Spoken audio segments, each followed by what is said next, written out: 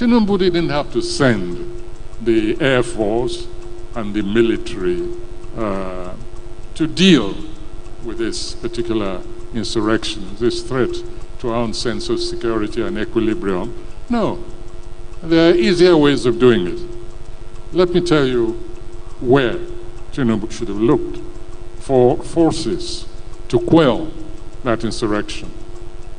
Right here in Lagos, right here, or in Abuja, perhaps, I don't know. But there was no need to call the military or the Air Force. I'll tell you what happened. On one of my home visits, this about 2 months ago, I was coming out of a hotel and I saw what looked like a film set. And I said, oh, they're shooting a film. That was on the grounds of this hotel. And a young man detached himself from the actors, came over and greeted me, very polite, very nice young man. And I said, are you shooting somebody? I said, I'm just joking. Are you shooting a film? He said, no. And I looked around. There was nearly a whole battalion occupying that, the grounds of that hotel, in Ikoyi, right here.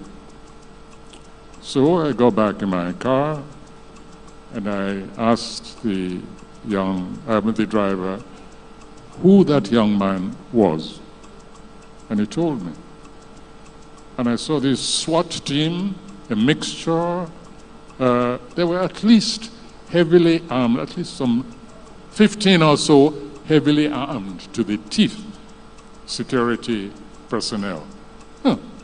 Looked sufficient to take over a small country, neighboring city like Benin.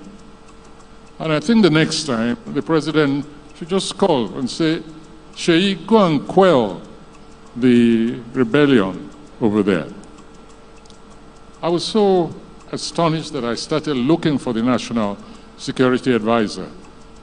I said, track him down for me.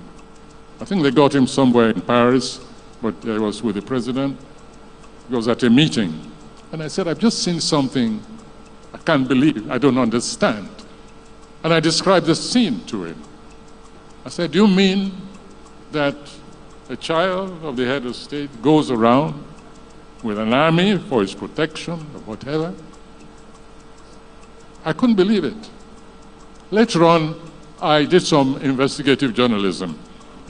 And I inquired, and I found that apparently this is how this young man goes around with his battalion, his heavy armed soldiers. Of course, the road was cleared before his car went out. I stayed until it seemed he was leaving. So next time there's an insurrection, I think the president should just call that young man and say, go and put down those stupid people there.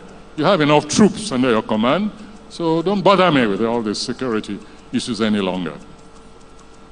Let's not overdo things. This is not the first country that has a head of state. It's not the first country whose head of state has families. And I think children should know their place. They are not potentates. They are not heads of state. And the security architecture of a nation like this suffers some injury and alienation when we see such a heavy devotion of security to one young individual. You'll excuse me, but I'm in and out most of the time. And this place is named after me. It's my center. So if I go off the immediate subject of our ward, I hope you'll excuse me for taking possession of my own center.